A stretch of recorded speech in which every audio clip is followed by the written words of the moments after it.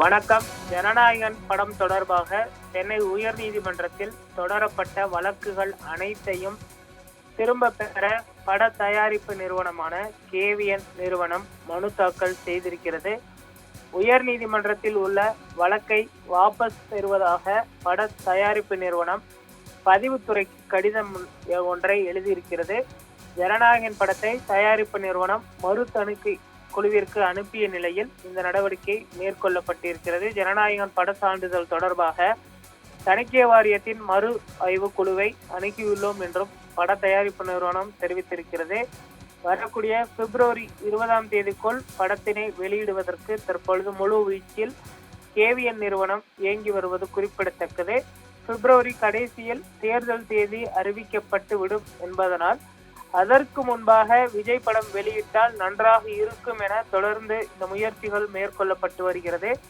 ஏற்கனவே தனி நீதிபதி PT ஆஷா அவர்கள் UA சான்றிதழ் தர வேண்டும் என்றும் உடனடியாக சென்சார் போர்டுக்கு உத்தரவிட்டிருந்தார். ஆனால் சென்சார் போர்டு அன்றைய தினமே மேல்முறையீடு சென்றது குறிப்பிடத்தக்கது.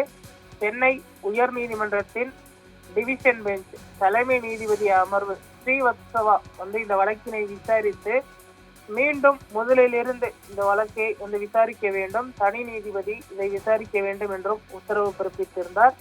தனி நீதிபதி இந்த வழக்கினை விசாரித்தால் வழக்கு முதலில் இருந்து விசாரிக்கப்பட வேண்டும், மேலும் காலதாமதமாகும்.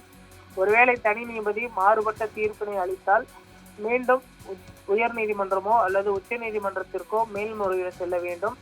இது தேவையற்ற காலதாமதத்தை ஏற்படுத்தும் என்று KVN நிறுவனம் நினைத்திருக்கிறது. விஜய் தரப்பும் தற்பொழுது படத்தை தேர்தலுக்கு முன்பாக வெளியிட்டால் அது தங்களுக்கு கூடுதல் பலம் அளிக்கும் என்றும் எதிர்பார்க்கிறார்கள். அதற்கான நடவடிக்கைகளின் ஒரு பகுதியாகத்தான் தற்பொழுது பட வழக்கினை வாபஸ் பெற KVN நிறுவனம் முயற்சி செய்து கொண்டிருக்கிறது.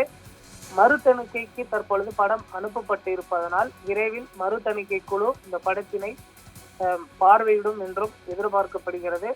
ஒருவேளை இந்த படத்திற்கு UA சான்றிதழ் அல்லது A சான்றிதழ் எது வேணுமானாலும் கிடைக்கலாம்.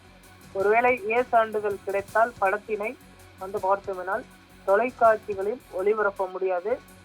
இதை ஜி தமிழ் நிறுவனம் அந்த தொலைக்காட்சி உரிமையை பெற்றிருப்பது குறிப்பிடத்தக்கது. இந்த சூழலில் தற்பொழுது அடுத்த கட்ட நடவடிக்கையாக இந்த தயாரிப்பு நிறுவனம் பார்த்தோம்னால் மறு தணிக்கைக்கு அனுப்பியிருக்கிறது. வழக்கையும் வாபஸ் பெற்றிருக்கிறார்கள்.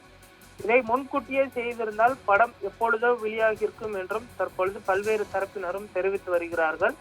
படத்தினை பிப்ரவரி மாத கடைசிக்குள் வெளியிட வேண்டும் என்று தொடர்ந்து முனைப்புடன் தயாரிப்பு நிறுவனம் ஈடுபட்டிருக்கிறது.